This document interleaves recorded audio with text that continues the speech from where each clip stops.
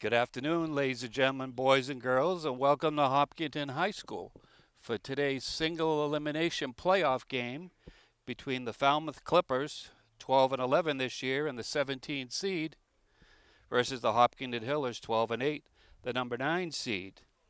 How Falmouth got to this single elimination game: they defeated Duxbury in a play-in game and defeated number 1 seed Middleborough last Sunday in 8 innings. The Hillers got a first-round bye and beat Plymouth North 3-1 on a 3-hitter by Captain Chris Burdick. That one run was unearned, however. Number 9, Nick Cohig, for the Clippers, is going to Boston College to advance his baseball career. Just like number 2 for Hopkinton, Alex Reynolds, is going to Babson College as a catcher. Now, Cohig has an arm injury that limits him. Otherwise, he'd be the starting pitcher today. He can play center field, and that's pretty much it. He possesses excellent speed and a good bat. So he needs some rest, and he'll probably get a couple of hits today. This is a production of HCAM. There are no stats I can give you today provided by Falmouth, but I can tell you that number 16, Drew Bowley, hit a 3-run homer to tie the score against Middleborough. Ace Justin Bean in the top of the 7th. The go-ahead runs were scored on a wild pitch, eventually won 5-3. Both teams were a bit chippy and loud, so let's see whether the Hopkinton fans can drown out the Commodore fans. For those at home, this is a single elimination game. As I mentioned, the winner moves on at a venue to be determined, and the loser goes home for the final time this year. The coaches for today's game for Falmouth is Tom Kelleher, assistant coach Kevin Cook, assistant coach Steve Firmino, assistant coach Josh Oliver, assistant coach Joe Marenzi. For Hopkinton, head coach Steve Simos, assistant coach Mark Sanborn, Matt Anderson, Keith Vera. And welcome. Here's D. King, the athletic director for Hopkinton High School, going to announce the players. Hopkinton Hillers take on the Falmouth Clippers. The winner of today's game will move on to play Greater New Bedford tomorrow. The time and location is to be announced. Participating student athletes, coaches, and contest officials have worked diligently to prepare for today's competition. Please show your appreciation by demonstrating good sportsmanship and respect for all in attendance. Ensure that your behaviors reflect the values that should be identified with these student athletes. Assume responsibility for your behavior and the behavior of those around you. If you require assistance, please call upon an MIAA school or security official. Any verbal, written, or physical conduct related to race, gender, ethnicity, disability, sexual orientation, or religion shall not be tolerated, could subject the violator to ejection, and may result in penalties being assessed against your team. We will now announce the lineups.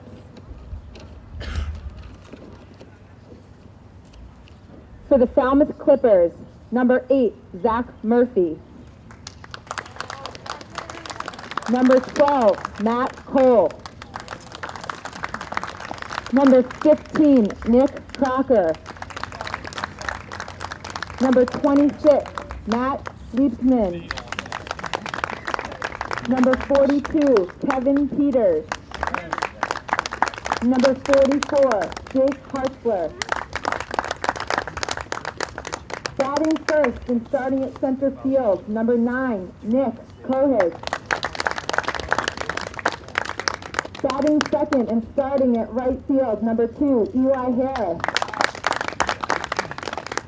Batting third and starting at catcher, number 13, Gates Kelleher.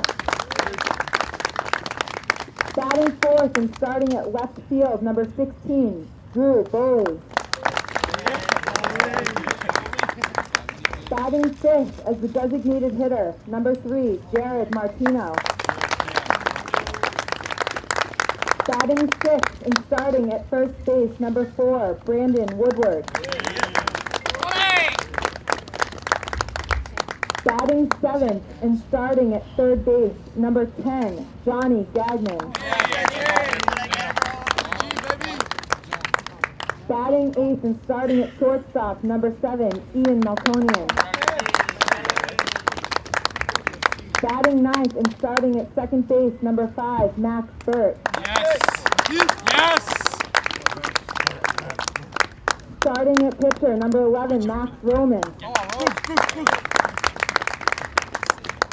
Falmouth High School is coached by Tom Kelleher.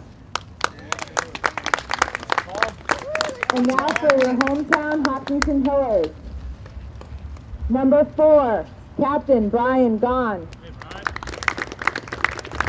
Number 5, Cole Dragsteck. Number 6, Cole Glassburn. Number 7, Brendan Kelly. Number 9, Dawson McMillan. Number 10, Anthony Farina. Number 18, Luke Deloya. Number 19, Mitch Karp. Number 21, Connor Hebert. Batting first, starting at shortstop, number 12, Ben McKenzie. Batting second and starting at designated hitter, number 13, Steven Simos. Batting third and starting at catcher, number 2, Captain Alex Reynolds. Batting fourth and starting at first base, number 14, Jake Leblanc. Batting fifth and starting at left field, number 22, Zach Sasitsky. Batting sixth and starting at right field, number 8, Brett McIntyre. Batting seventh and starting at pitcher, captain number 3, Chris Burdick.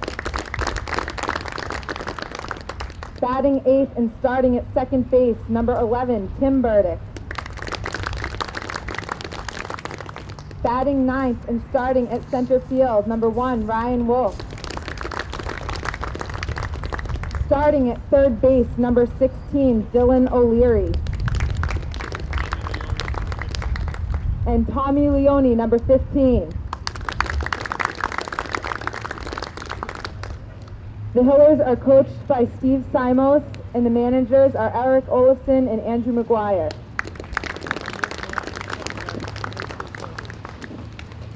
Our great nation has persevered through the leadership and sacrifices of men and women who have served or are currently serving in our armed forces. We invite both veterans and current military personnel to stand. We thank you for your service to our country and would like to honor you with a round of applause.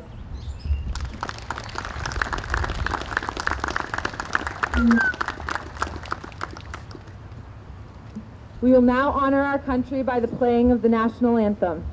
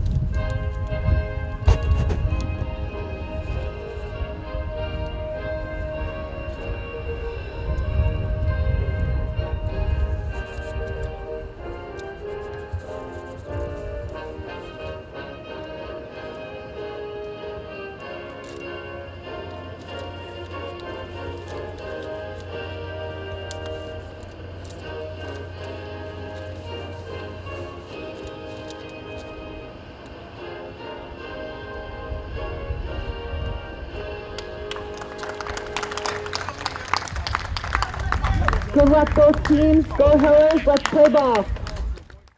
And the Hillers take the field for this single elimination playoff game. I'll do the defensive alignments right now. On the mound, Chris Burdick. Behind the plate, Alex Reynolds. At third, Dylan O'Leary. At short, Ben McKenzie.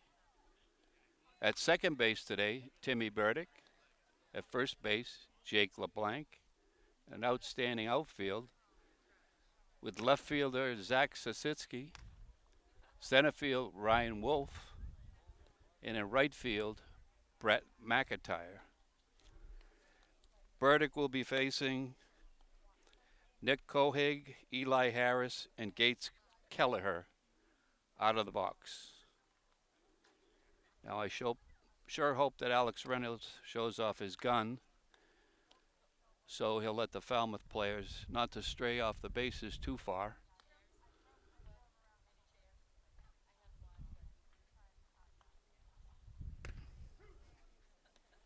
Alex will throw down now.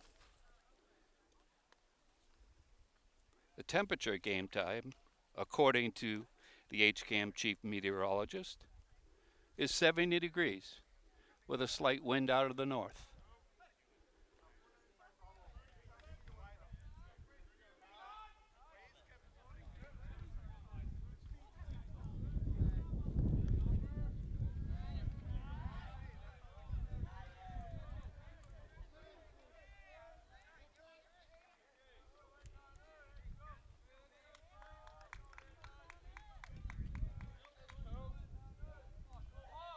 Burdick getting ready to throw his first pitch.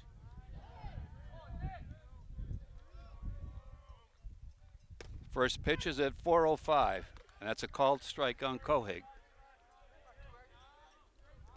It's nice to see Chris get out front.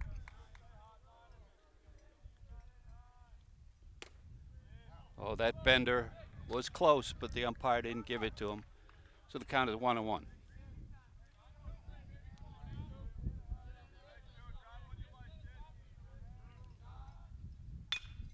Here's a ground ball to McKenzie.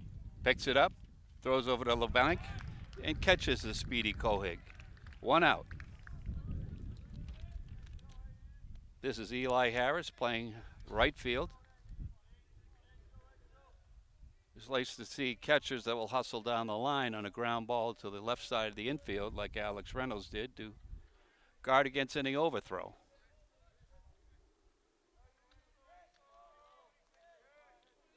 Burdick winds, fires, called strike.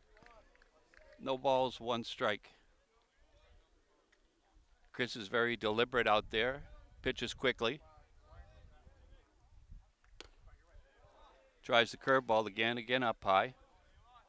He'll get into a rhythm. Infield playing straight away, the outfield playing straight away. Nobody's shading anywhere. That's a swinging strike. 1 ball, 2 strikes to Harris. That ball had a little hump on it.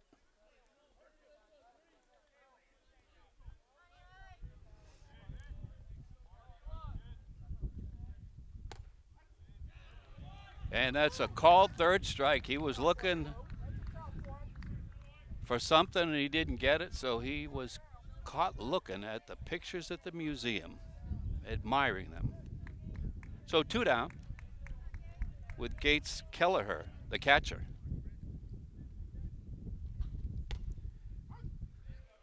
Curveball catches the outside corner of the plate. 0-1 to Kelleher.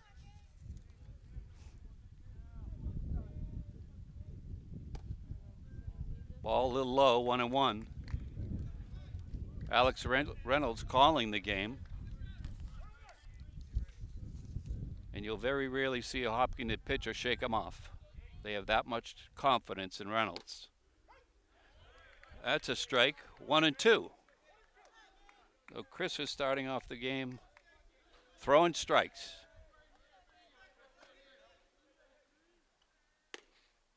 Ball just outside, 2-2.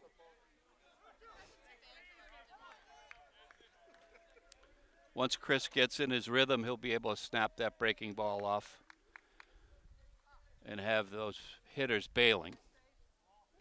Full count to Kelleher. Steve Simos, the head coach, wants to make a hitter earn his way on, and free passes are not on the menu. That's a pop-up over to the right side. In foul territory, Jake Leblanc gets the ball, score that P3, and now to the bottom of the first inning. Max Roman on the hill today, number 11. Behind the plate, Gates Kelleher. At third base, Johnny Gagnon. Shortstop, Ian Melkonian. Second base, Max Burke. First base, Brandon Woodward. From left to right, Drew Boley, Nick Kohig, and Eli Harris. Leading off for the Hillers, the speedy Ben McKenzie, a 5-tool player and a first-team TVL All-Star as a sophomore.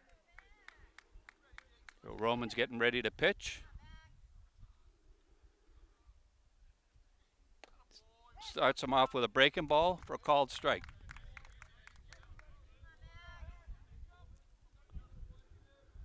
McKenzie can hit to all fields.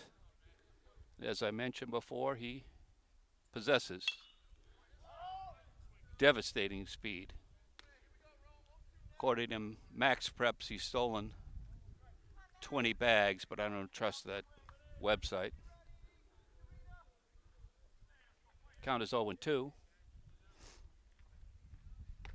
Inside.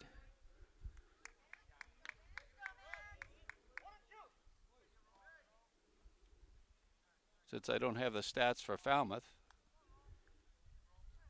I don't know what Roman has done this year. Catcher set up high, got the pitch high, but out of the strike zone, and McKenzie didn't bite. Crowd is starting to fill in here. It's nice to see some of the students come out for once. Ball in the dirt, blocked by the catcher, Kelleher. We've got to count full.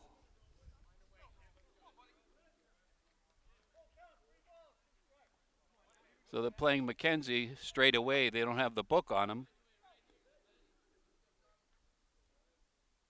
Roman looking in for the sign. He winds. He fires. That's out of play. Foul back. It's the first time that Hopkinton has gone to the quarterfinals and had a home playoff game since 2005, I believe. In the days of Matty Collins, who went on to Tufts University as a catcher. And there's a ground ball to shortstop. And he's out. Melkonian stayed down on the ball and threw to Woodward. One out. Stevie Simos may scratch out the back of the batter's box, but will certainly have his foot in the back of the batter's box, and he will open up his stance. As Max Prep says, he's been hit by pitch 10 times, and he's an honorable mention for the TVL, but I don't believe that stat. I think I've seen him get hit at least 10 times, and 2 in the last game against Plymouth North. And there's a fly ball to left field. Under it is Boley for the second out of the inning.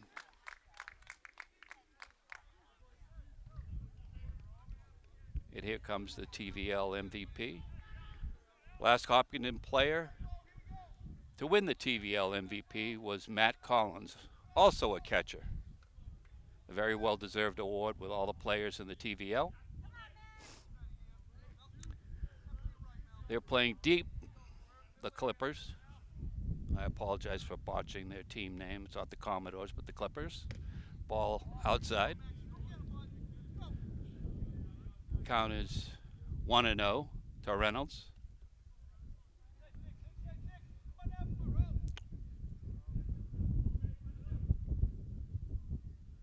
There's the pitch. Ground ball to third base. Gagnon throws over to Woodward. And that's 5-3. So at the end of one inning, the scoreless. So at the top of the second, we will have Drew Boley, who homered in the Middleborough game, a 3-run homer, Jared Martino, and Brandon Woodward. This is Larry Sacklot, along with cameraman Bob Hamilton. He's keeping me on the straight and narrow, as this is my debut for play-by-play in color. Birding getting ready to pitch. And there's a pop-up. Rhonda Ryan Wolf is camped under it. It's automatic. Fly ball to Wolf. Any ball that goes up today will be tracked down by the outfielders. So 1 out. Brings up Jared Martino. He's a designated hitter today. Sporting a beard, better than I can grow. That's a nice curveball for called strike. Now he's starting to get locked in with his curveball. If he plays with both sides of the plate on the black, he'll stay out of trouble. It's the ball, low, 1-1. Looks like sun might be a little problem out in left field and center field, but we can't say that with the recent rain. And there's a line drive on one hop to McKenzie. Throws over to Leblanc for the out. 2 down.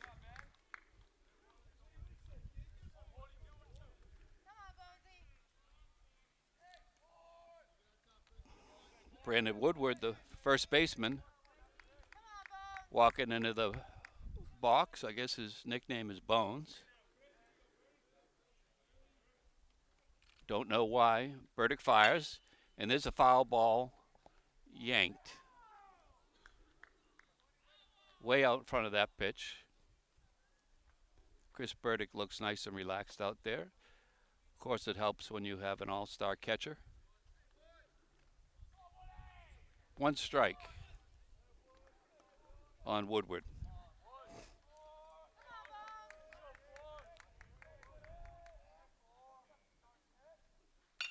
And there's a fly ball in the right field. That's going to get down. McIntyre throws it in the second for the first hit of the game for the Falmouth Clippers. Johnny Gagnon.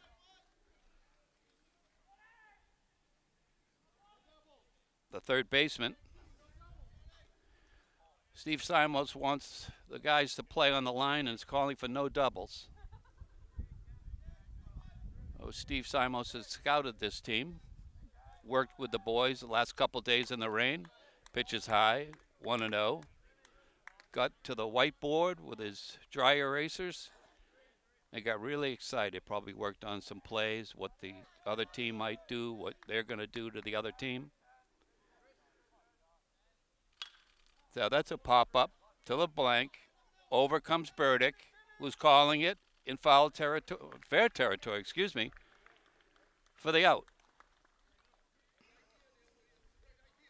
Aside from the line drive to right field, Chris Burdick comes off the mound unscathed. The score is 0-0. Leading off for the Hillers is Jake Leblanc, the first baseman. He needs a big hit or a couple of big hits today. And when I say big hits or big hits, I'm talking about fence jobs, windshield breaking. Roman, I understand, it's just a rumor, has been called up as a sophomore for this game.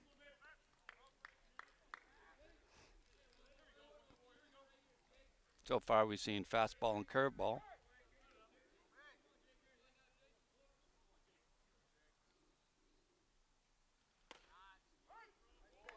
Called strike to Jake Leblanc. Took a good look at what Roman has to offer. Jake always blessed with power. He's down in the count, 0-2.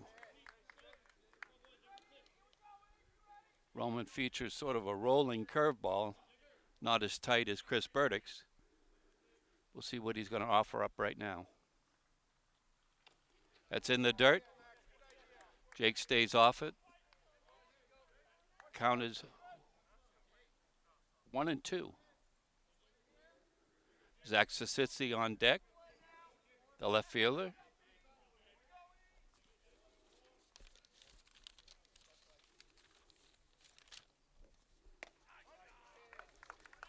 That's a called third strike on Jake LeBlanc.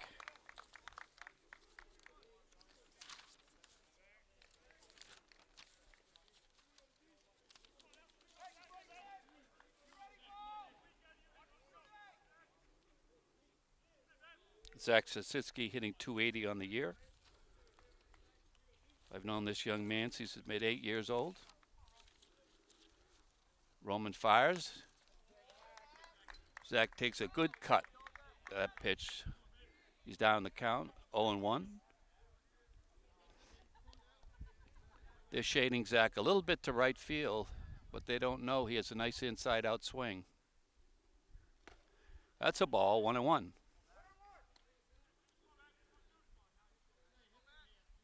Zach may play power forward next year on the basketball team, senior year, or he may play a little bit of guard. It's Coach Keene's problem. That's a ball just outside. Zach laid off that pitch. It's 2-1.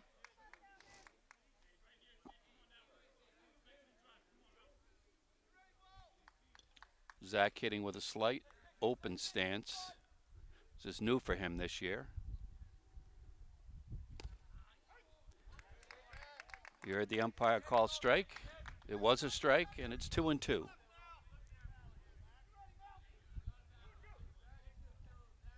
Roman looks like he's worked out any nerves he might have had before the game. And there's a hit. That's going to get down into right center field. Zaskitsky rounds the bag. Not really a threat to steal. But here comes right fielder Brett McIntyre. And the whole McIntyre clan is here. A nice turnout by the student body. Sort of concerned about that at game time. The score from the girls varsity team is 0-0 in the 4th inning down in the lower field. Tom Nappy will be joining me after that game is over. Brett takes a called strike. He's got both grandmas here, Ruth, Bubby, Uncle Jimmy, his father Scott, and his mom Cheryl. They never miss a game. That's in the dirt. And an update from the lower field, it's scoreless after 5. The girls' varsity softball play. That's a single elimination game, too. Winner will go to Taunton, Mass. And there's a fly ball into center field, and that gets down for a base hit. So back-to-back hits for Hopkinton, Zasitsky, and McIntyre. And up comes the pitcher, Chris Burdick. He can help himself. He's facing his opposite number, Roman.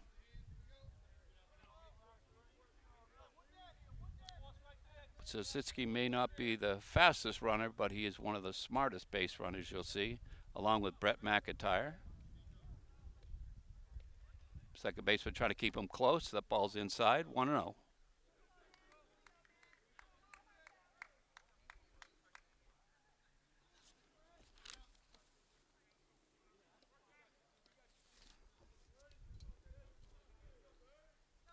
Burdick waiting the pitch, and that's a pop-up to shortstop.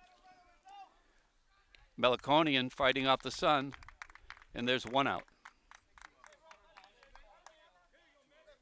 There's 2 outs, I'm sorry.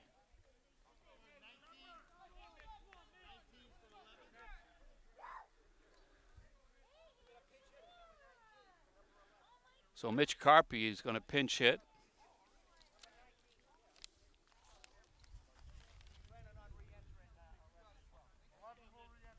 For Timmy Burdick, and Timmy will come back and play second base.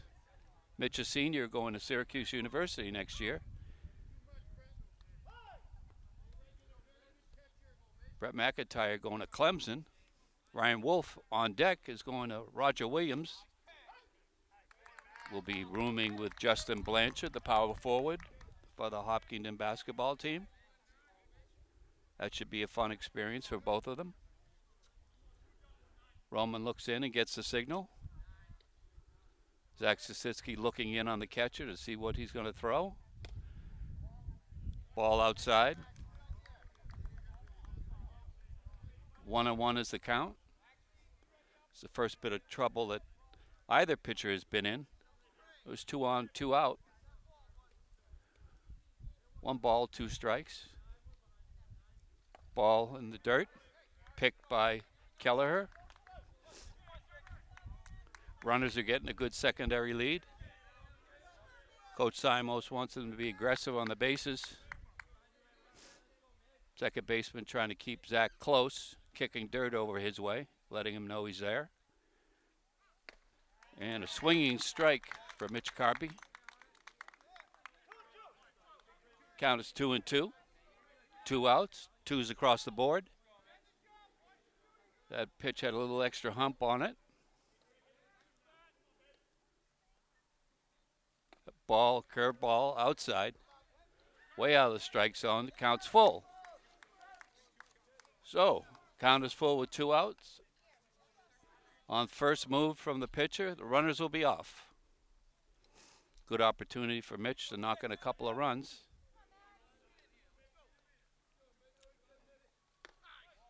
Ball. That was very close. So Mitch draws a walk. Bases are loaded for last Friday's hero, Ryan Wolf, who started off the 6th inning with a bloop single down the right field line, followed up by a Ben McKenzie double. He scored. Stevie Simos got hit by a pitch, nothing new. And there's a ground ball up the middle, flipped to second for the 3rd out. At the end of 2, scores 0-0. Alex Reynolds throws the ball down to second base. They're going to have a little meeting on the mound, give Chris Burdick a little encouragement. He'll be facing Ian Meliconian, Max Burt, and Nick Kohig. I'd like to recognize the managers for this year, Andrew McGuire, that's a mouthful, and Eric Olofsson. They do a lot of work behind the scenes, and their work is appreciated.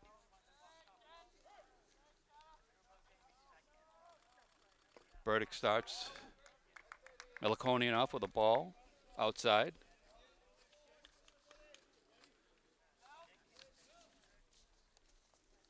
Burdick ready. Pitches. It's a ground ball to third base. That's foul. Dylan O'Leary playing a little closer than the line or down the line than he normally plays.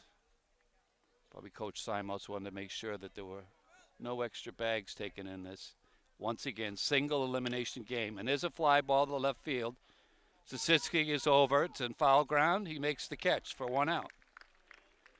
So Burdick disposes of Meliconian and the second baseman, Max Burt, strolls to the plate.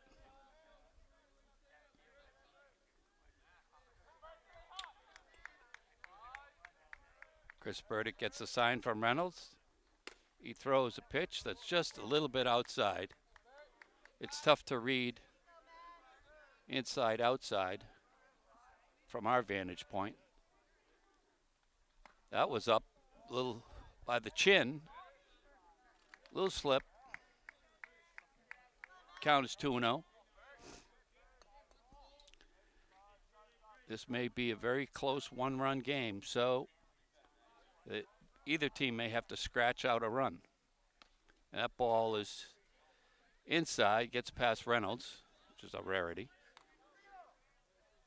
And Chris is down 3-0 and needs to work himself back into the count. Chris has pitched an excellent ball in the last 3 outings.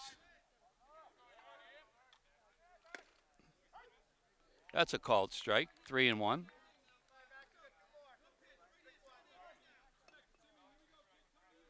Chris's dad said he was very quiet, very relaxed today before game time.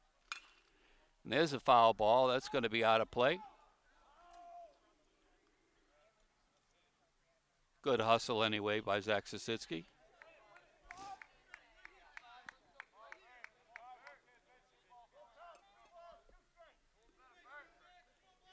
Count is full. Burdick winds and fires. And there's a fly ball down the left field line. It's got caught in the sun, and that's going to drop for a double. Can't hide the sun, but he had his shades on. So we'll have to score that E7. So Bert's on second base, 1 out.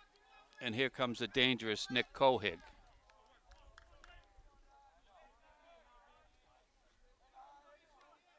Pitch by Burdick. Break a ball in the dirt, stopped by Reynolds. Probably one of the best blocking and receiving catchers in the Tri-Valley League, maybe in the state. Looks like we may have a little action down in the bullpen.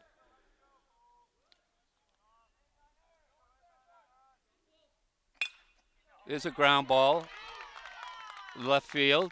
Sisitsky picks it up, hits the cutoff man, McKenzie, and runners around the corners with 1 out.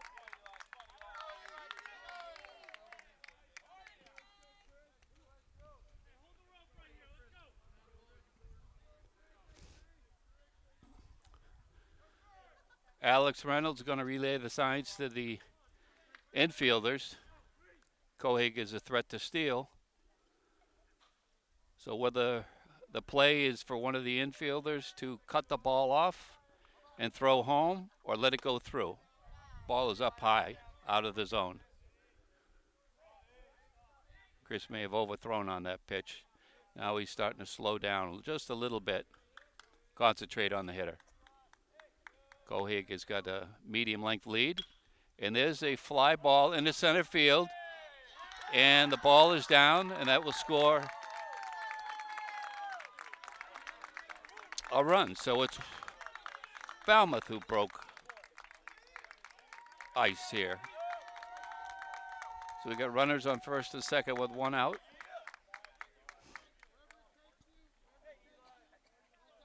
Eli Harris, the right fielder, batting second today.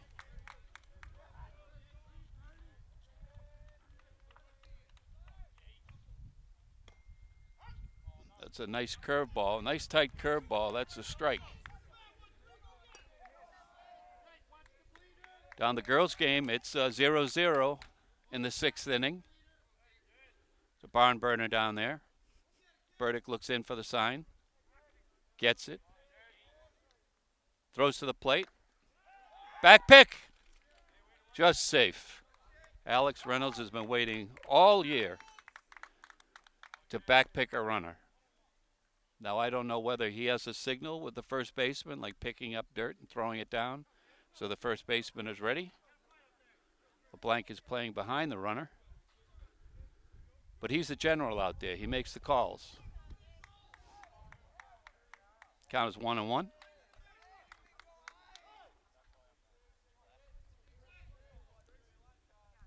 No real attempt to keep the runner on. There's a ball outside. Breaking pitch. 2-1.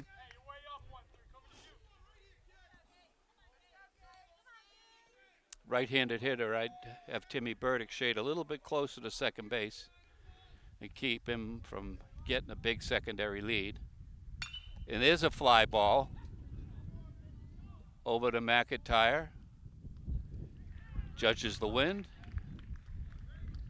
That's out number 2. That was a nice deke on the previous at-bat by Ryan Wolf. He knew he wasn't going to get to the ball, but he held his glove up like he was. And the ball dropped, and the runners did not advance the extra base. So we have 1-0 Falmouth Clippers at the top of the 3rd inning. That's a curveball, foul back our way. We've got our war helmets on, right, Bob? Absolutely. He gives me the nod. We don't need to get hit in the coconut. Chris staring in for the sign from Alex Reynolds. Runner's got a good secondary lead. That's a strike. Count is 0-2 with 2 down. So this is the young man that hit a ball 330 feet against Middleborough and broke a windshield. I think they called it giant glass. up a 20-foot rock wall and into the parking lot.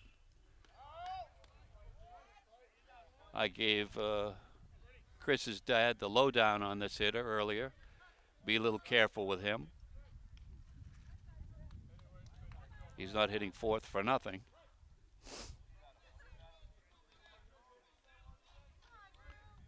Nothing at the belt.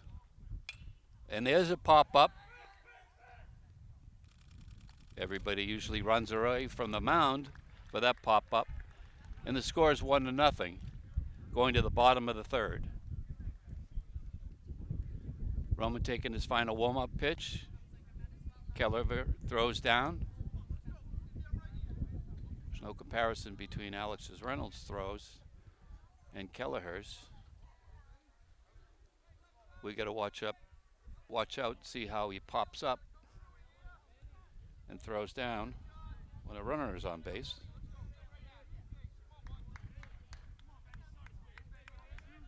So, girls softball game is scoreless, going to the bottom of the 6th inning in Somerset Berkeley. Winner goes to Taunton. That ball is up, way out of the strike zone for ball 1. We got number 1, 2, and 3 in the batting order for the Hillers. They should try and create some, and these are the guys that can do it. And there's a line drive down the left field line. It's curling foul. Nice thought by Ben McKenzie. But the Falmouth Clippers seem to be playing no doubles too. So it's 1-1 on McKenzie. He hits a ball slowly on the grass. That's a sure base hit. 2-1. Nice stop by Roman. Curveball on the inside part of the plate, but he didn't get the call.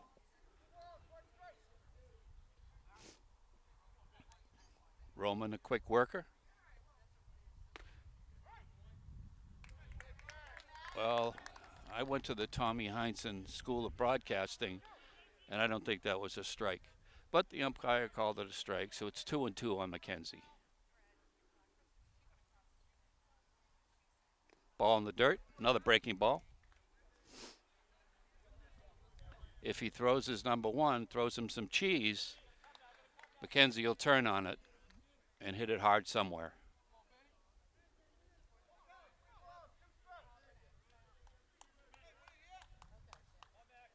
Ben will be playing for the Nakona Elite 16U team this year, along with Stevie Simos and Brendan Kelly, and there's a ground ball fielded by the shortstop, and he is safe.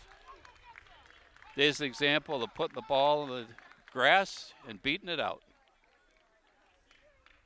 Stevie's got the back part of the batter's box scraped out a little bit for him so he can maybe get just a little bit deeper than he normally does, and he'll open up his stance, and I think that's how he gets so close to the plate where he gets hit by pitches. And he's scratched out the back of the batter's box. McKenzie getting a medium length lead over there. He wants to see Roman's pickoff move. Good secondary. There's a ground ball to second baseman. It's dropped by the shortstop, Meliconian, and everybody's safe. So we'll call that an E6 at a fielder's choice. Here comes Alex Reynolds. Reason he's a 3-hitter is he can really crush it. Apologize for the dead sound there, but Tom Nappy wants to know what the score is up here since he's down there. Try to give him the update, and there's a pick down to second base. That looked like a design play. But McKenzie has plenty of speed. He's a very smart base runner. Alex Reynolds in the box. 1 ball on him. There's a strike on the outside corner.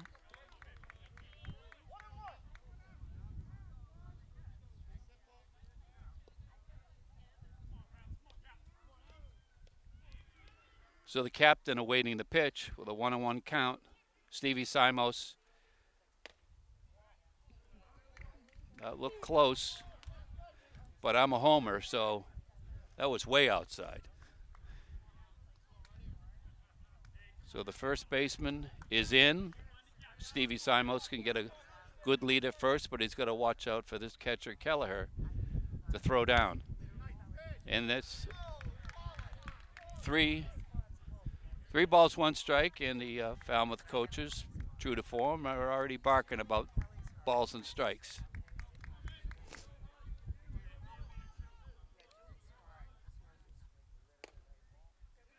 Alex takes a walk. Not a selfish player at all. And here comes Jake Leblanc. There's going to be a conference at the mound. So we'll wait and come back when that's over. Jake Leblanc, the cleanup hitter, strolling to the plate. Mound conference is over. They're in a little bit of a pickle here. Will Roman throw for the full windup with the bases juiced, or will he go from the stretch? Looks like he's going from the stretch. I'm a little surprised that Coach Simos hasn't pinch run for Alex Reynolds. Because if Jake gets a hold of one, it's going to be 3 runs scored with a little faster runner. Like Connor Hebert, the running back going into his senior year for the football team. Jake Leblanc needs a gapper here to score 2 runs and move Alex Reynolds over to third.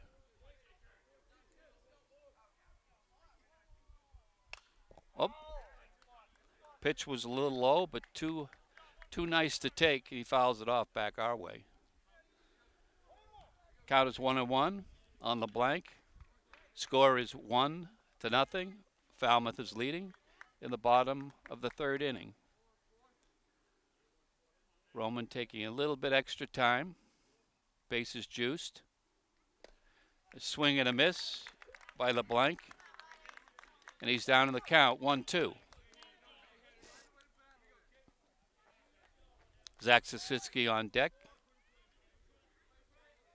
And Brett McIntyre behind him. So Roman looks in. He knows he's got the cleanup hitter up. Infield is in. On the grass. So they're going for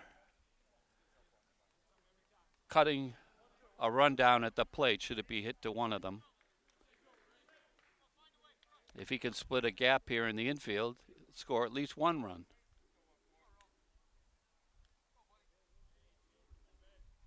So Roman takes a look in, he winds, he fires, and there's a ball that's going to be caught by Cohig.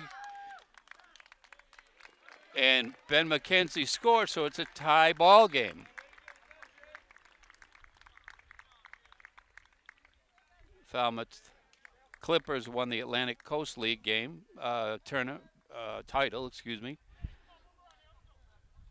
And one of their stars was Cohig, Nick Cohig.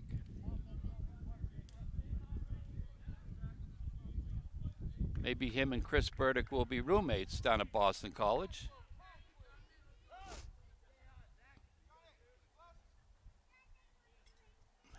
Coach is asking whether his third baseman needs glasses. Maybe he saw what happened to Zach Sasitsky with that ball hit to left field where he seemed to lose it a little bit in the sun. The sun is strong today. Thank goodness for that.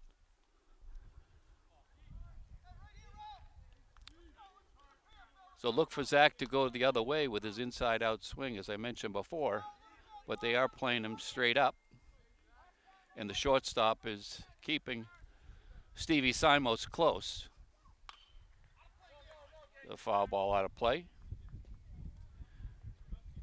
It's scoreless through 7 down the girls' softball game.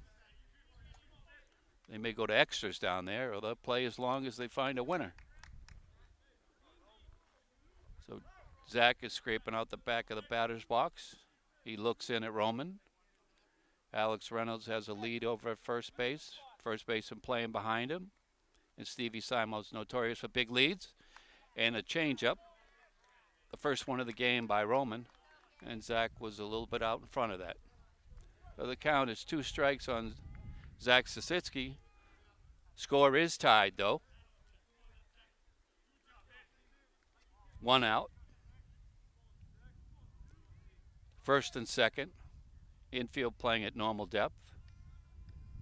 The middle at double play depth. Stevie Simos down at second base being a little bit of an annoyance. So he's got the shortstop shuffling over. Pitch to Sasitsky, and there's a ball hit. It's going to tail away from the left fielder, and here comes Stevie Simos. The throw is coming to the plate, and the ball hits Simos in the back, and he scores. Zelmo Sasitsky went the other way with that pitch. They don't have the book on him, I do, but he likes to go the other way. And it's Hopkinton 2, Falmouth 1. Only 1 out, first and second. Now I bet they're going to pinch run now for Alex at second base, but he is a very smart base runner. I thought Coach Simos would add some speed and add a pinch runner on the re-entry rule. Ball in the dirt.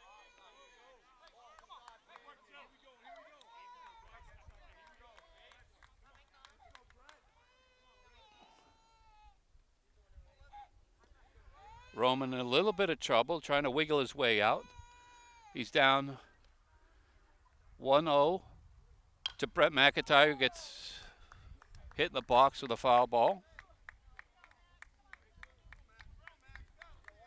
Tom Nappy down the lower field wants to know what the score is every 5 minutes. So I'll let him know it's 2-1 Hopkinton right now. McIntyre has been starting to put the bat on the ball of late. Had a nice base hit last Friday night against Plymouth North. There's a ball. And that was way outside. Catcher questioned the umpire where that pitch was. Maybe it wasn't way outside. It was a pretty close pitch, but got the hometown discount. Roman staring in. First baseman playing behind Zach Sasitsky. Second baseman trying to cover some ground. And there's a fly ball into right center field. The center fielder, Kohig, was automatic out there. Catches that fly ball for the second out. Now here comes Chris Burdick with a chance to help himself out. With 2 down, score 2-1 Hopkinton. Again, this is an elimination game. Winner plays on, loser goes home. Chris will be going to Boston College next year at the Carroll School of Management.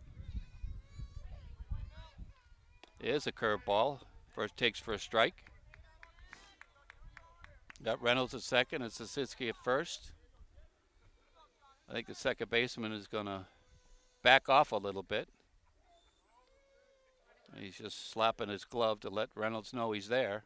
But he goes back to his position, and the ball's high.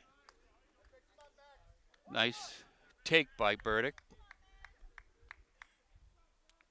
Looks like Roman is starting to labor a little bit in this inning. I don't know how many pitches he's thrown. Ball in the dirt. He's thrown 27 pitches in this inning. So anything over 15 is considered a stressful inning. So he's almost doubled what he should be throwing in an inning. The more stress, the slower the ball goes. And that tied up Chris Burdick to even the count at 2-2. Roman reached back for a little bit, extra. He was able to get that past Chris Burdick. Be nice for him to square one up right now. Secondary lead, and the ball is outside. And the Falmouth coaches don't like it, and they're very verbal about it, but that's a 3-2 count. 29th pitch of the inning for Roman, and everybody be going. He lifts that front leg, they're off.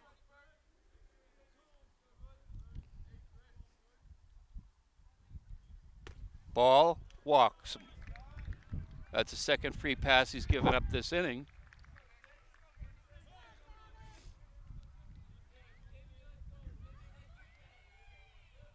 Timmy Burdick hitting behind his brother.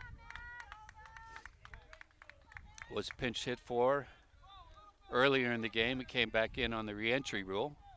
He has a chance to do some damage and get some kudos from brother Chris at the dinner table tonight. Chris's father, Jeff Burdick, and mother Katie are looking on. I'm sure young Matthew, track star, is looking on as well.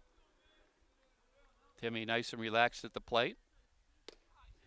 Takes a ball, 1-1.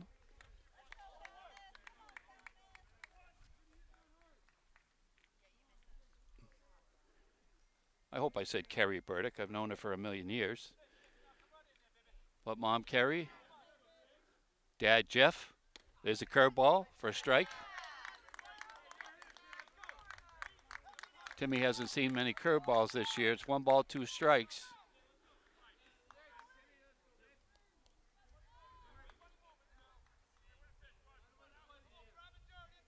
So Roman not pitching out of the stretch with the bases juice as he did before. Throws a curveball. It's up high. Nice take for Timmy Burdick. Timmy must have grown about 3 inches since the basketball season ended. There's some extra. Ground ball. That's up the middle. And it's going to be safe. I don't know why the runner didn't tag the bag. He was close enough to it for a force play. And Timmy beat it out. Sort of a nubber, if you will. But that's a mental mistake that cost Falmouth a run.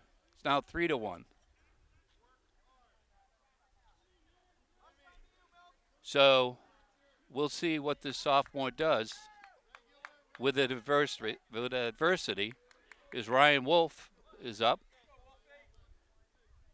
Good contact hitter. He's down in the count, 0-1. I don't know what that second baseman was thinking. Why he just didn't touch the bag. But we'll take it. Ball in the dirt. Good take by Ryan Wolf. He's a contact hitter. We'll spray the ball all over the place.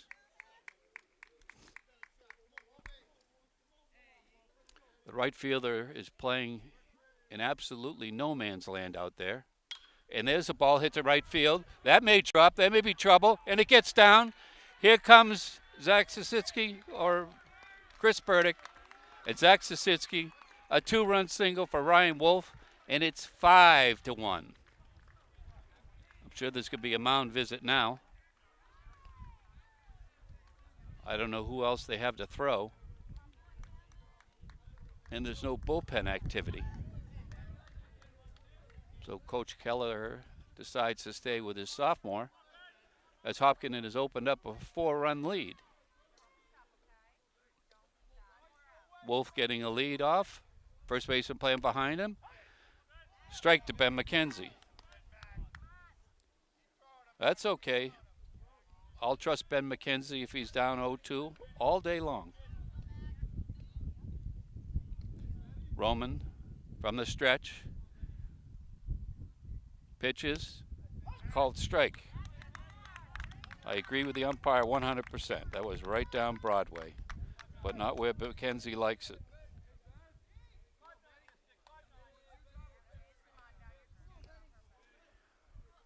Count 0-2 on McKenzie with 2 out. The ball in the dirt. Nice pick by the catcher. Counts 1-2 on Ben McKenzie.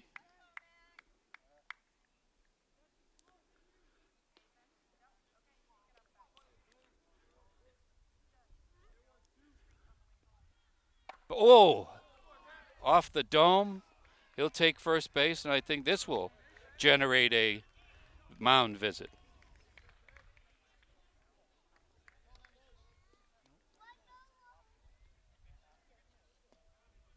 Well, looks like he's gonna stick with his sophomore pitcher, but that's why they make batting helmets.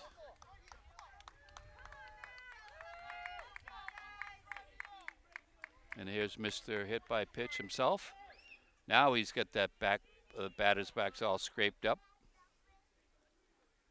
He's been warned a couple times this year about being out of the batter's box and being a little bit too close, but he doesn't mind. He'll back up an inch. Bases are loaded for Stevie Simos. Pitch inside, not where he wanted to. He wanted to barrel it up, and that's not the pitch to do it on. Stevie possesses excellent power. Got 2 or 3 home runs on the season.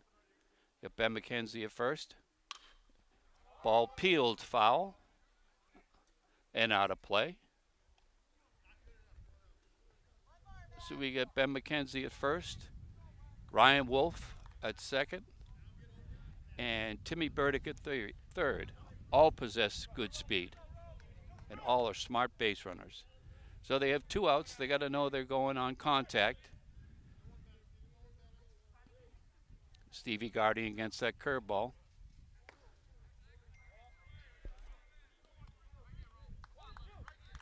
Score from downstairs is 0-0 into the 9th inning with the girls' softball game. The winner going down to Taunton, the loser going home. Stevie Simos got the curveball, and he was right on it, fouled it off. Wasn't in his pitch. Not Stevie Simos' pitch. He'll foul him off till he gets his pitch. I've seen him enough time to know. Fouled off again. Making Roman work. He must be in the 30s or mid-30s. This inning. 5-0. Wow. He's 3 times the average. He's at 50 pitches this inning. And I don't see the bullpen working at all. He must be creeping in on 80 pitches by now. There's a ground ball. The first base picked up by Woodward. Tags the bag. That ends the inning, mercifully, for the Falmouth Clippers. They gave up 4 runs. And it's now the top of the 4th. Sorry you missed the throwdown during Chris Burdick's warm-ups, but Alex Reynolds threw a bullet from his knees. He does that twice a game in between innings. And it tells the other team, don't run on me. He's got about a 1.95 by my crude measurement pop time. Anything under 2 is exceptional, especially for a high schooler. Chris Burdick pitches, and the ball is lined into left field in between McKenzie and Dylan O'Leary. So they're starting off with Martino as the DH, and Brendan Woodward, the first baseman, comes to the plate. The bullpen is working down on the Hiller side of the field. They're probably doing some isometric exercises with the rubber bands. And there's a fly ball into right field. McIntyre underneath it, makes the catch. Mr. Automatic out there. Used to take 100 fly balls in his front lawn by his dad. Can you take me outside and hit me fly balls? Absolutely. And he's played flawless, whether he's playing right field or left field. Johnny Gagnon, if that's the French pronunciation, fouls that ball out back.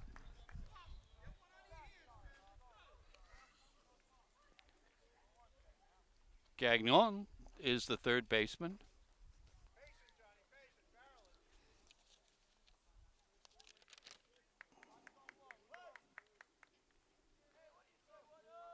Just a junior. He'll be back next year. Breaking pitch by Chris Burdick. Count is 1-1. We're in the top of the 4th. Hopkins and Hiller's up 5-1. Max Roman is thrown close to 80 pitches so far, 50 in that last inning. So the count is 2-1.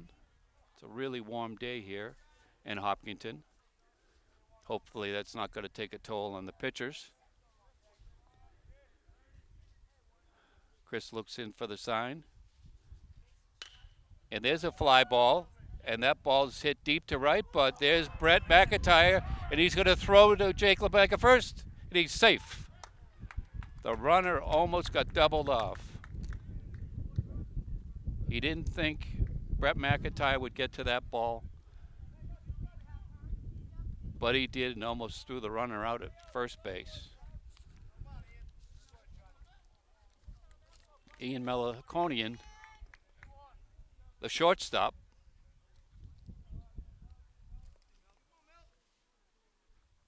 he flew out to left field his first at bat and hits a ball foul down towards the Falmouth bench. Count is 0-1.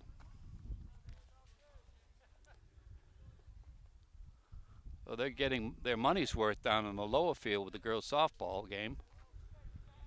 Free admission, of course. There's not free admission in the semis, and there's a curveball and a back pick. LeBlanc didn't get the tag down in time, but I think he had him dead to rights. But again, that's something to think about for the Falmouth runners with Reynolds behind the plate. He's getting a good lead over there. There have been no picks by the pitchers for either side.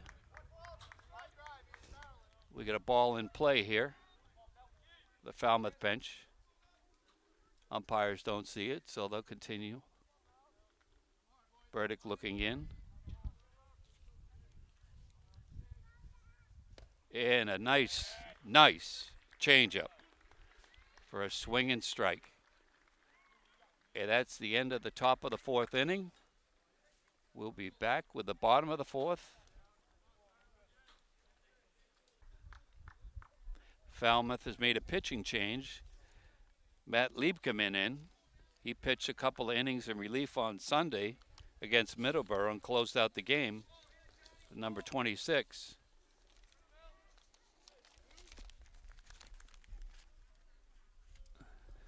We got Alex Reynolds leading off the inning. The captain against Liebkeman. And he hits the ball in the right field. Right fielder coming in for the ball. And he makes the grab. We'll score that F9 if you're scoring at home. Liebkeman, one pitch, one out. That's efficient work. And here comes JLB, the cleanup hitter.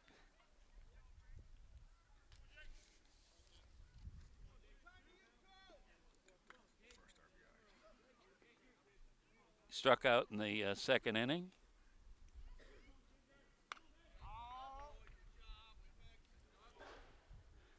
His third at bat here. Brian Gaughan on that ball. He's got another shoulder injury, which has plagued him the last couple of seasons. Way out in front of that pitch. Nice changeup by Liebkeman.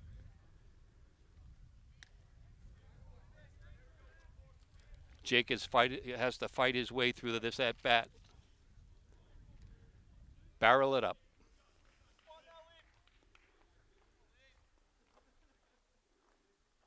Ball upstairs. Count is 1-2 on the power hitting Jake LeBlanc. Liebkeman winds and fires. And he got caught looking. Now they're even. He was admiring the artwork. And a nice pitch sequence for Liebkeman. So he's got two down. Zach Siskitsky had a hit last time up, inside outed it down the left field line.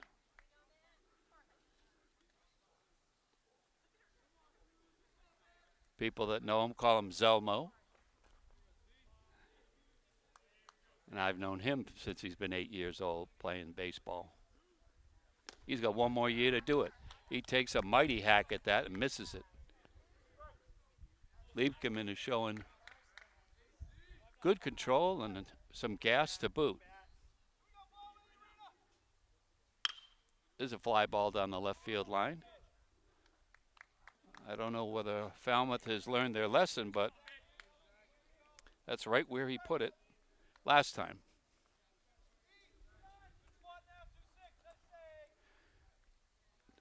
Scoreless down to the lower field, going into the 10th inning. Count is 1-2 on Zach. Scratching out the back of the batter's box. Slightly open stance. Trying to time up Liebkeman. And there he hits a ball, and it's a rocket down the right field line. Zach taking off, and he's going to head to second, and the throw is not going to be in time.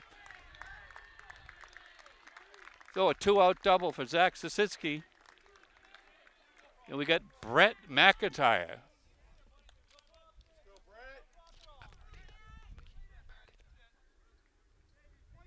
He's got his own cheering section down there, Brett does.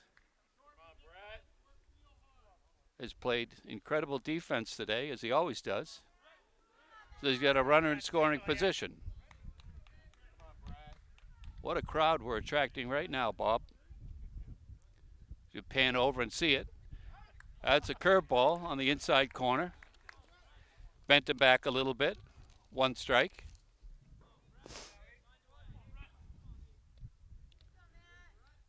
Brett's been hitting line drives lately. There's another one, and that's going to go into Mr. Automatic Kohig out there in center field, but he squared that one up pretty good. Burdick going to take his final warm-up pitch. Reynolds will show off his gun. Well, make a liar out of me. Now he'll show off his gun after Chris takes his last warm-up pitch. From his knees, a strike down to second base. There's nobody willing to take off on Alex Reynolds in the Tri-Valley League, and maybe they had some scouting on the Falmouth side because nobody's decided to take off on him yet. I want to count my chickens before they hatch. Normally Tom Nappy would be here to relieve me, but they're almost in a doubleheader down there. And there's a fly ball. It's out there, and it drops behind Timmy Burdick. Sun may affected that ball. But it looks like everybody's got their sunglasses on, except for Mackenzie. So we got Max Burke up the plate. No, that's Kohig. I'm sorry, Nick Kohig, the center fielder, runner on first. Nobody out, top of the 5th inning. They need to make some hay here, the Clippers. And Alex looked down there as if he wanted to throw. Jake Leblanc holding the runner on. Neither pitcher is picked over.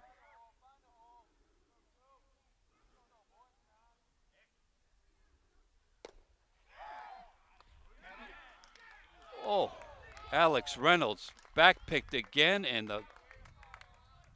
looked like he beat him.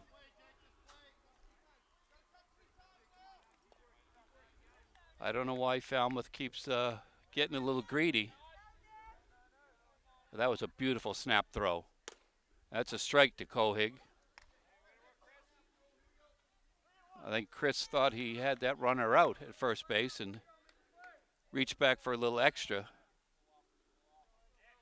on Kohig. That's ball 4.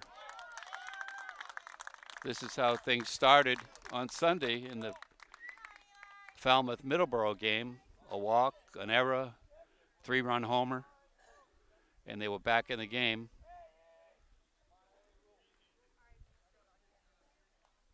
No warm-up action in the Hiller bullpen. No warm-up action in the Clipper bullpen.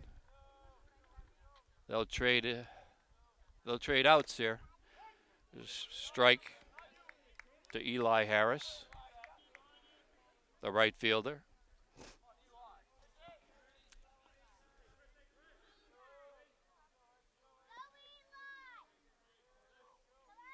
That's a curveball. Picked up by Dylan O'Leary. Throw to first is not in time. Runner makes a turn at third base. We have a fielder's choice for Harris. 5-4 on the play. Here comes big Drew Boley. He hit the monstrous 3-run home run. And the good news from the lower field, Lily Morningstar walked off with a base hit in the bottom of the 10th. They'll be going to Taunton. We hope the Hillers will be going on to that venue that's not been announced, and there's a nice curveball in by Chris Burdick. They'll trade it out for a run right here. Man on first and third. Leblanc holding the runner on at first base. And there's another curveball for a ball. 1-1. So expect my partner in crime, Tom Nappy, to be up any minute. Break down the camera, the headsets, and he'll jump right in. That's a strike. Oh, I'm sorry I called that pitch before it got past the plate, but that looked like a strike to me. It's 2-1 on Drew Boley. The outfielder's playing deep all the way around. Sisitsky shading his eyes with the sun, and Chris reared back for a little extra there, and now the count is 3-1. Steve Simos pacing by the dugout. Chris has been told this is a dangerous hitter, so nothing down the fat part of the plate. And he got inside on him, just where he needs to pitch this kid. And it's full count now. Runners will be off on contact. You got to watch out for a line drive, though. There they go. Ball 4. And now Coach Simos may take a trip to the mound. So Boley on first. This is Jared Martino, the designated hitter. Oh, I'm sorry. That walk was by Gates Kelleher. And now here's Drew Boley. Ball upstairs. Chris is working hard out there. Bases are juiced. They'll try for 2. Give up the run. They'll end the inning if they get 2. I apologize for that. Ball outside. Alex Reynolds is going to go out and talk to Chris. Give him a little bit breather. Okay, he's told them what he had to tell him.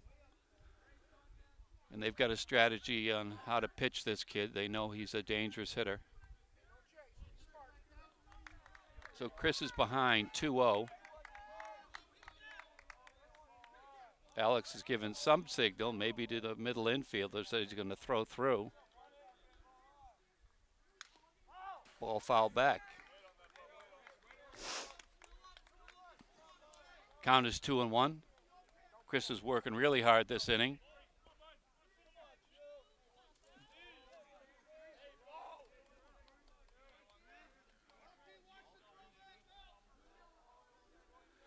Here's the pitch upstairs.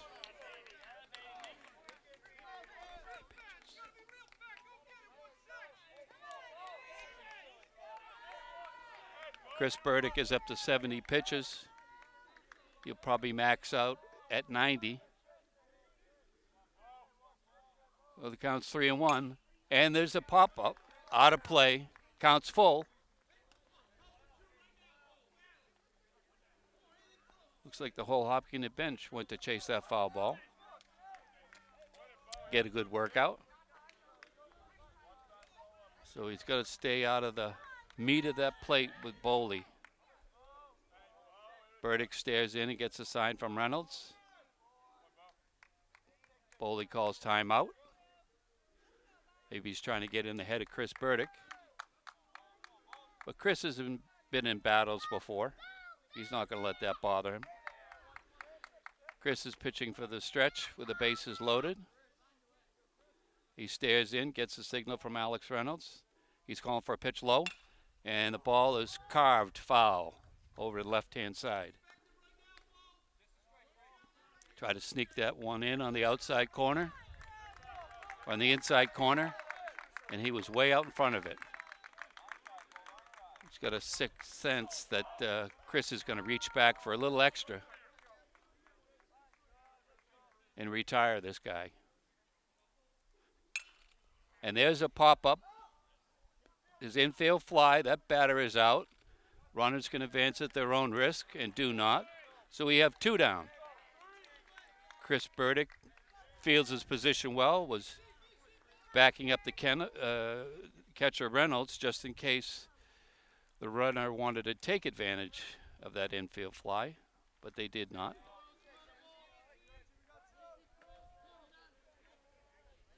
So we have Jared Martino up. He's a designated hitter. Designated hitter for a reason. We got bases loaded. Scores 5-1 in the top of the 5. And there's a hit out to right field. Back a tire under it. Can of corn. That's the end of the top of the 5th inning with the Hillers 5-1. And they stranded 3 runners on base, the Falmouth Clippers. So Kelleher throws the ball down a second. Ball comes in to Leblanc. And they're ready for action in the bottom of the 5th inning. Scores 5-1. Hopkins and Hillers on top of the Falmouth Commodores. Chris Burdick got out of a bases loaded jam. And he comes to the plate.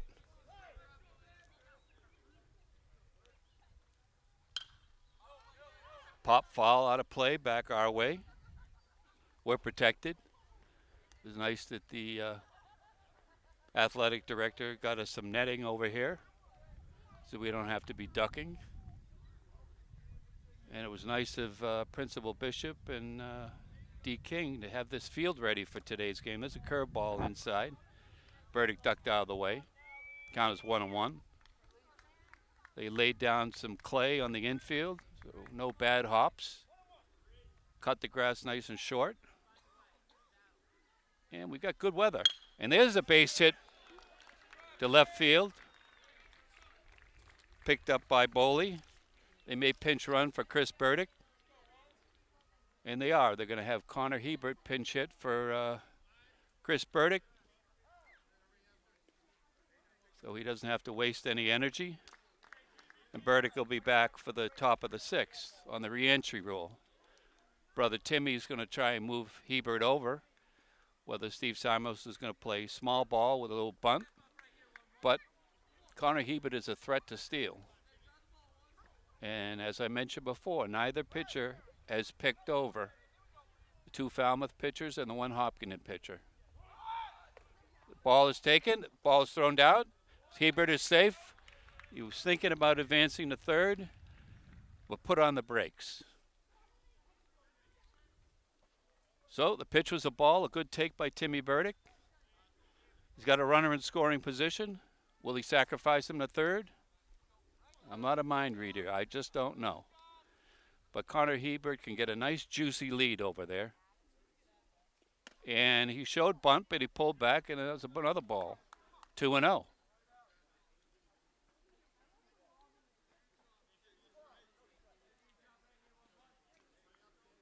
Connor Hebert's going to get a nice secondary lead. Shortstop bothering him a little bit, patting his glove. And Timmy takes a called strike, a little low, in my humble opinion. But you remember I went to the Tommy Heinsohn School of Broadcasting last night for a crash course. So the count is 2-1 with the speedy Connor Hebert on second base. And they pick over back to second base. You saw the shortstop covering third and the third baseman charging, and they almost get Hebert. So that was a design play, probably called by the catcher. They worked on it, I'm sure. It wasn't their first rodeo. So the count is still 2-1 to Timmy Burdick. He's showing bunt, and he drops a bunt down in front of home plate. He digs for it, he's thrown out. But he moves the runner over to third base. It did his job, and up comes Ryan Wolf, the senior. Nice job by Timmy Burdick, helping his brother out there, moving the runner over to third base. Any way they can score runs at this point in the game are bonus runs.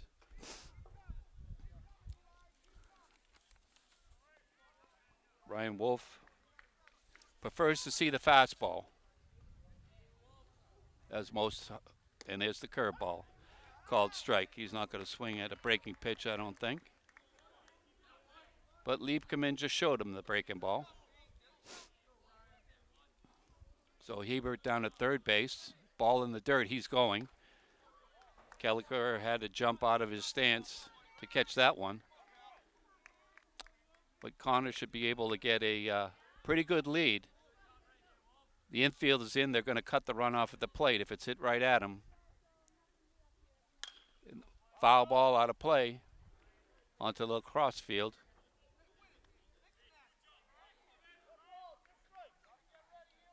So Ryan Wolf behind the count, 1 ball, 2 strikes, but he'll shorten up his swing and make contact. I'm very confident in that. Ball's hit out of play. Still 1-2. Leblanc showing a lot of poise out there. Having to relieve Roman, who gave up 5 runs. And there's a ball hit, pop up on the first baseman, 2 out. And now comes the dangerous Ben McKenzie with a runner in scoring position.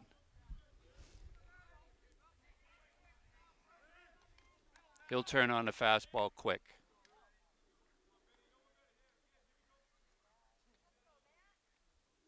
So as I mentioned earlier, he was the first team Tri-Valley All-Star as a sophomore.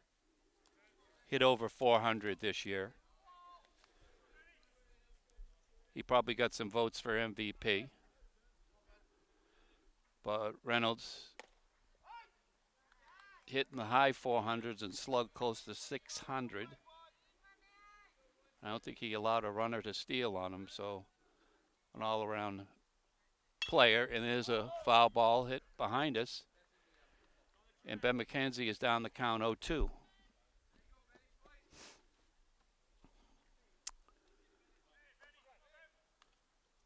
So anything in the dirt, Connor Hebert's going to go. So we'll see what he throws. And that's ball just outside. The Falmouth coach didn't like that call.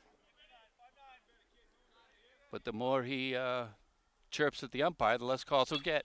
And there's a foul ball back in on the hands of McKenzie. Oh, the count is 1-2 on McKenzie. Connor Hebert down at third. Infield playing back. Ball low. 2-2. Nice patience by McKenzie. If he puts it down the middle of the plate, watch this ball go. He's already hit it out at dead center field once this year. Ball is popped back. Catcher Gates looking for it. And he makes a great catch from behind the plate. Score that P2. And McKenzie is retired. So at the end of 5, it's 5-1 on Hopkinton. Chris Burdick taking his last warm-up pitch. Reynolds will fire it down. Will he be on his knees? No, he pops up and throws a missile down to second base. So we have the 6, 7, and 8 hitter up this inning. Woodward, Gagnon, and Meliconian.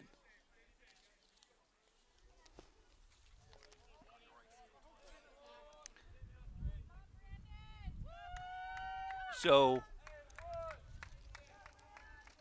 Woodward has gone to the right side, both at bats today. Chris Burdick up to 74 pitches. He throws a strike. They want to make Chris Burdick work, and hopefully they'll get him out of the game. Looks like Mitch Carpy is doing some stretching with the bands down there. There's a curveball. Close call for a ball, outside corner, 1-1. Hopefully Chris can make this a short inning with the lower part of the order. And that's a beautiful breaking pitch. First strike. Now Woodward is down the count 1-2. Nice crowd. And that's close to being called strike 3, but it's 2-2. Looks like we're getting some fans from the lower field up here after the girls walked it off in 10. And there's a ground ball to O'Leary. Picks it up, throws over to first base. Woodward is out in plenty of time. One down. Falmouth is down to the last 5 outs. Just saying. We have Johnny Gagnon from Montreal, number 10. He's the third baseman today. Oh, Burdick winds and fires. And that's a line drive just under the glove of Ben McKenzie. Grabbed by Sisitsky and thrown into second base to Timmy Burdick. Ian Meliconian, the shortstop, coming up for his third plate appearance. We got one down, one on. Burdick approaching 80 pitches. There's a ball. Well, we got a pinch hitter from Meliconian. Matt Cole. Ball low.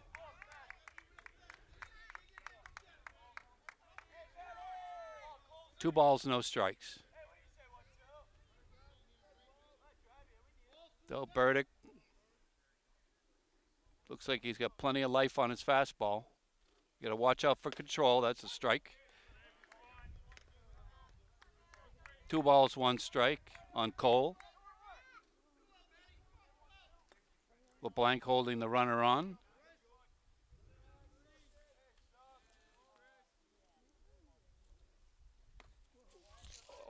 Runner goes. Thrown down at second. And he is out! A ridiculous throw by Alex Reynolds to cut down the runner. Didn't they watch that every time he threw down? That's one of the best plays you'll ever see. He must have strayed 10 or 12 feet away from the catcher's box, slid on his shin pads, and threw that runner out. Cole draws a walk. He's 2 down now. That's why they pay Alex Reynolds a big money. Little competition as to who's the best catcher ever to come out of Hopkinton High. Matt Collins went to Tufts, and Alex Reynolds going to be working with the tools of ignorance down at Babson College. Oh, that's a nice dig by Reynolds. The runner doesn't dare get too greedy with his lead or he'll make the third out. And that will not make the Falmouth coach happy.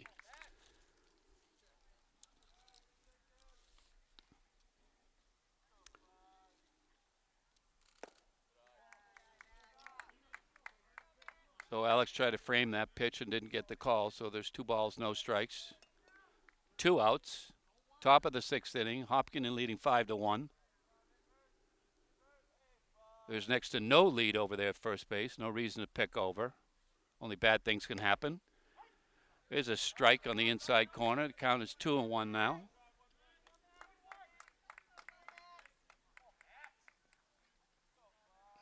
Looks like Mitch Carpy is warming up in the bullpen.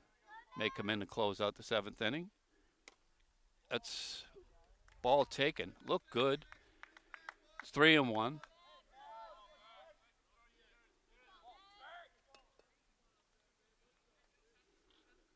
So Burdick stares in for the sign, throws, and a swing and a miss by Burt.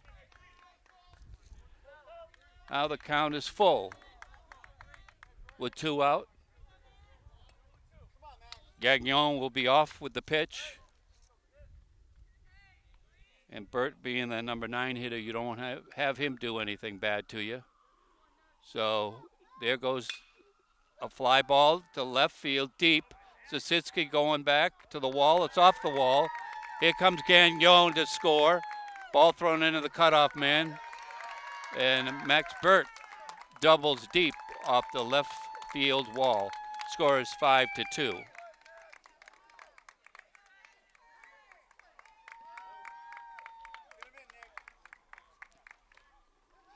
Is the dangerous Nick Kohig. I watched him do his work with the bat this past Sunday down in Middleborough as Falmouth knocked off the number 1 seed. He can barrel it up. Zasitsky shading his eyes with his glove. I don't know whether he's got glasses out there, but the sun must be bright. And nice breaking pitch for a strike by Chris Burdick. I think Kohig was looking for the heater, and he got the Uncle Charlie instead. Bert taking a lead off second, nobody holding him on, or attempting to hold him on. And there's a ball in the dirt, but swing and strike. So Chris Burdick is ahead in the count. He's got to be smart here. He's a very good hitter going to a Division I school. Maybe after this game they'll make friends and say see you in the dining room at BC. Burdick steps off the back of the rubber. Alex is going to send in some new signs. Chris stares in. He's got Kohig down where he wants him. 2 strikes. Don't throw him anything good. And there's a ball in the dirt. And there goes the runner, Bert. I got to score that a wild pitch. As much as I love Chris Burdick, I got to call that a wild pitch. So the count is 1-2 with a man on third. Scores 5-2. And there's strike 3. Reynolds is going to throw down to Leblanc. Call that a strikeout. 2-3. And that's the end of the top half of the 6th. The bottom of the 6th is Stevie Simos. An honorable mention for TVL award. Well deserving. He'll be taking Alex Reynolds' place if his arm heals up. He's going to be playing ball at Nakona in the Elite League. Takes a ball in the dirt. Ball 1. His dad throws him batting practice almost every night in the winter. A very smart hitter. So there's a little talking between the catcher and the home plate umpire. And Liebkeman, he's hit by a pitch for the 13th or 14th time this season. I mentioned it earlier in the broadcast. And not that I'm Nostradamus, but he got hit again. And there's nobody on the bench surprised about that. So the number 3 hitter, Alex Reynolds, who made an outstanding defensive play in the previous inning, had a ball in the dirt, squirted away by 10 feet. The runner took off, and he threw him out. And the ball's high. Liebkeman is working with a deficit of 3 runs. Stevie Simos has really good speed, and he's a very aggressive base runner.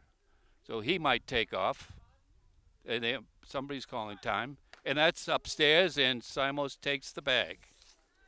Little chin music to Alex Reynolds. He doesn't appreciate that. So the umpire's giving a little talking to Gates Kelleher, coach's son, I believe.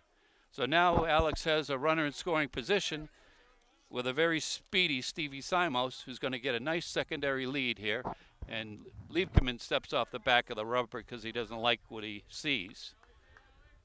Out of his peripheral vision, he sees Stevie Simos creeping and creeping.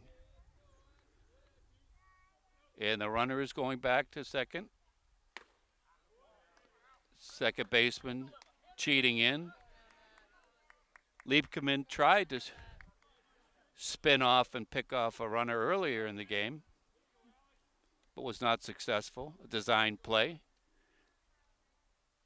Well, strike. into Reynolds. 3 balls and a strike.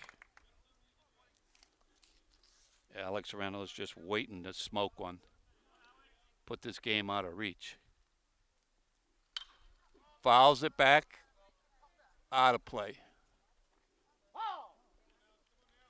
Counts 3-1.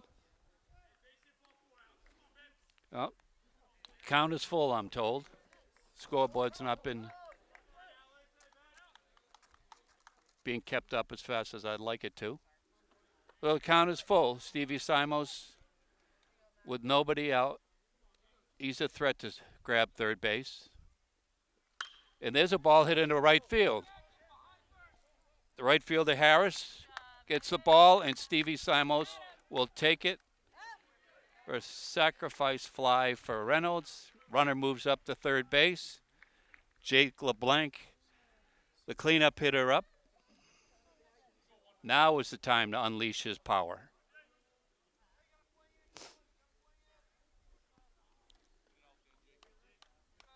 So we'll clean the scoreboard up, a 0-0 count. Liebkeman coming in relief of Roman. We got Stevie Simos down at third. Anything in the dirt, he's going to be running. So it takes a little pressure off Jake LeBlanc because he's going to get a fastball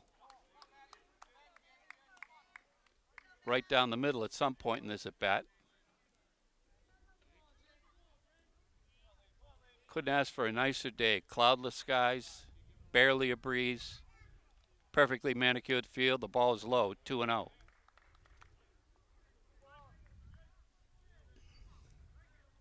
Tom Nappy has joined us from the lower field. We'll wait for this pitch. 2-0 pitch to LeBlanc. And there it is. Line drive. Hits into a double play. He scalded that ball. 4-5 double play. So at the end of the 6th inning, Falmouth is down to their last 3 outs. 5-2 Hopkinton over the Falmouth Clippers. Chris Burdick out there for the bottom of the 7th. I imagine he'll have a short leash. Alex Reynolds throw the ball down to second base off his knees. He likes to do it, as I mentioned, 2 or 3 times a game, just to show his gun off and make sure that none of the Falmouth players will think about stealing on him. After that defensive play last inning, I know they're not going to steal on him. So we got Eli Harris up. Chris Burdick up to 94 pitches. He'll have a short hook, and Brendan Kelly, the sophomore fireballer, is warming up at the bullpen. And there's a fly ball. McKenzie over, and the ball is caught by Sisitsky. Almost a collision, but I guess the sun came down a little bit for Zach, so he didn't have that to contend with. The Falmouth Clippers are down to their last 2 outs. It's quite a catch out there, Larry. Absolutely, and I heard there was a lot of action down there, Tom. You'll have to give us a recap. That pitch is jackknifes. There certainly was a tremendous pitcher's duel in the Hopkinton softball game. That's where I was. And a nice job taken over by you here, Larry. And hopefully we'll have 2 Hillers wins today. But the Hillers softball team came out on top with a walk-off in the bottom of the 10th after a great pitcher's duel between Heather Hawley and Megan Antaya. Lily Morningstar got the game-winning hit, an RBI single to score Emma Murphy on the winning run. That's a pop-up to the first baseman, caught by LeBlanc, and now the Falmouth Clippers are down to their last out of the season. I'm not jinxing them, but here comes the dangerous Drew Boley, who hit a 3-run homer, as I mentioned, but he can only hit a solo shot here, and that's not going to help him. And that pitch is up and inside. But it was really just a pitcher's duel all the way through between Heather Hawley and Abigail Carteret. One of the best pitcher's duel, if not the best that I've seen. Really just a tremendous defensive game with some great pitching. And Lily Morningstar coming through in the bottom of the 10th was just unbelievable. Great atmosphere down there as well, Larry. Well, you got to like the fact that Lily Morningstar had that upper calf injury sat her down for 5 or 6 weeks. Curveball by Burdick. Count as 2 balls and 1 strike. Again, they're down to their last out, so Boley's got to be ready for anything. Chris Burdick approaching 100 pitches, and then a pop fly. McKenzie's underneath it. He makes the grab, and Hopkinton moves on. They beat Falmouth Commodores 5-2. An unbelievable game pitched by Chris Burdick, his 3rd in a row. And now Falmouth season is over. Hopkinton moves on to a venue to be determined. And this was a well-played ball game by both teams, except Hopkinton had the upper hand and the home field advantage. And we'll wrap this up in just a moment. Welcome back to Hopkinton High School. The Hopkinton Hillers baseball team moves on as they get the 5-2 victory over Falmouth. It was Bob Hamilton on camera, Larry Sacklad on the call. A great job by those guys. Tom Nappy here to wrap up what was an exciting day of Hillers baseball. The Hillers scored all 5 of their runs in the 3rd inning, and they'll move on to the semifinals of the South Division II bracket against an opponent to be determined in a location to be determined as they take down a tough 17-seeded Falmouth team here this afternoon. The final score for the final time, Hopkinton defeats Falmouth 5-2. For Larry Sacklad, who was on the call this afternoon, Bob Hamilton, the cameraman, I'm Tom Nappy. We thank you for watching Hillers Playoff Baseball on HCAM. Take care, everyone. We'll talk to you soon.